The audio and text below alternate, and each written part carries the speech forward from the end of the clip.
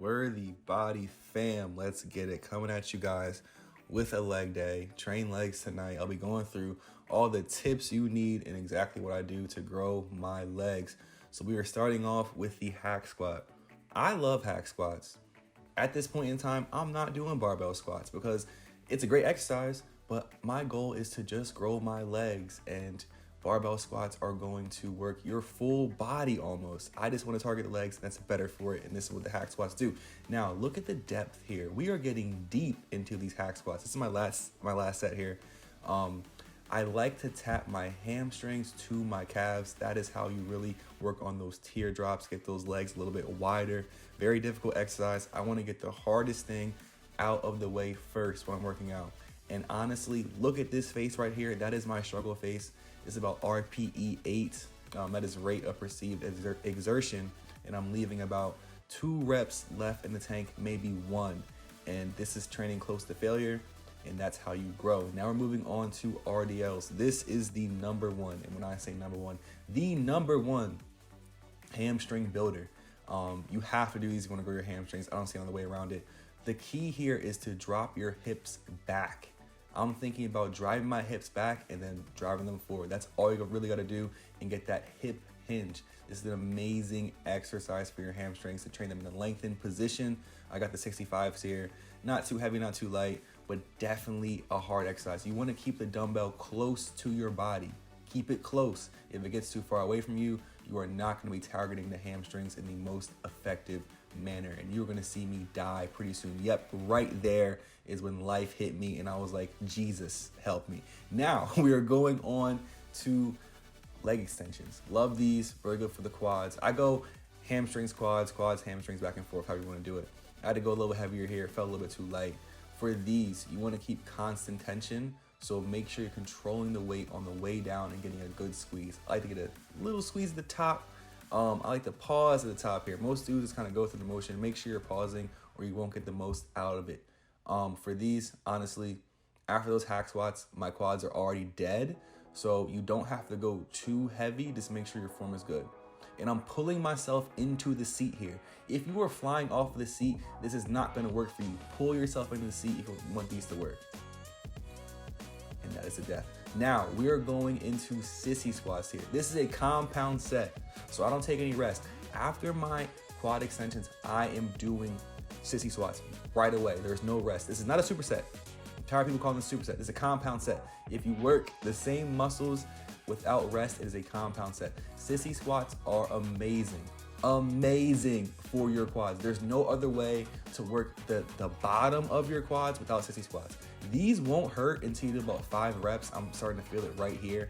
And with no rest after quad extensions, these are absolute death. If you are like hurting and you really can't get through it, you can pull yourself up and use some assistance, but these are amazing. Oh my God. And if your knees hurt, don't do them. But once I started going knees over toes, that's when my knees got stronger. So there's no weight on it. Most people can, but if you can't, I would do a step down, which we can go over in another video. Now we are getting into some hamstring curls. Make sure see how I just moved the lever there? That's because make sure it's on the right size. I use the large one. It says like an L on it because I'm a taller dude. For these, you don't want to get full extension. If you get full range on these, at the bottom portion of it, you'll actually be working your calves.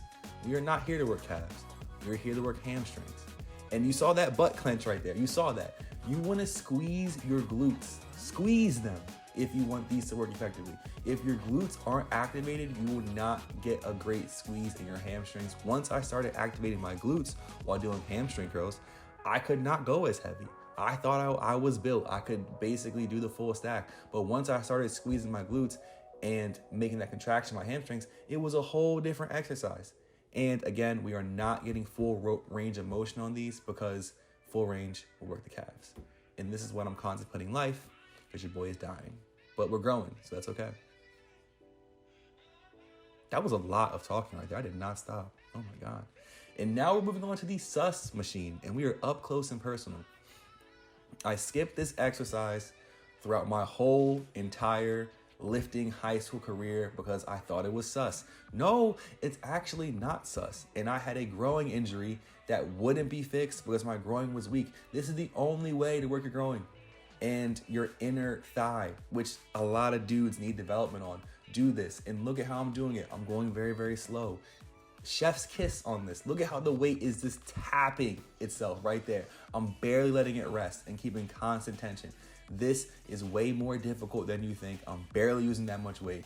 Girls do it all the time, and you'll wonder why girls' legs look so good. It's because of this machine. Will give you that shape to that inner thigh. And also the groin. So if you have injuries, things like that, you might need to strengthen your groin. This will help you with your squats and everything else. Give you a well-balanced physique, and it will help you with different muscle imbalances you may have. Use this machine. I love it so much.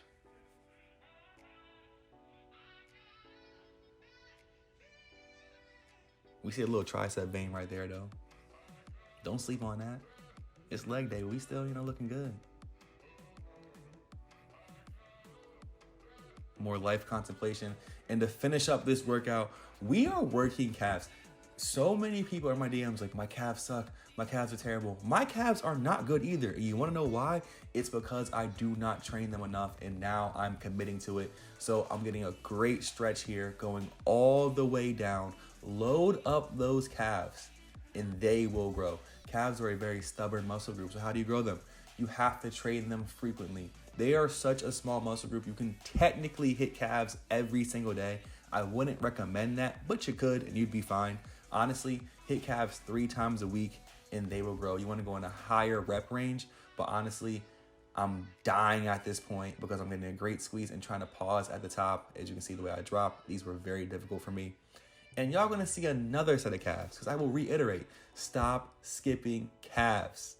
If you do not train them, they will not grow. We're gonna hop in this real quick, walking back into it. I was checking on my calves in the back. And this, I think I got a way better set in here. Went a little bit slower. We see that calf vein trying to come out. It's coming though, it's coming. And that's it. That's it. Little leg day for you. Very difficult. It looks easy, but it's way harder if you do it right. Take these tips and use them in your next leg workout. And do not skip calves. More content coming soon. Make sure to sub if you like this video and leave a like.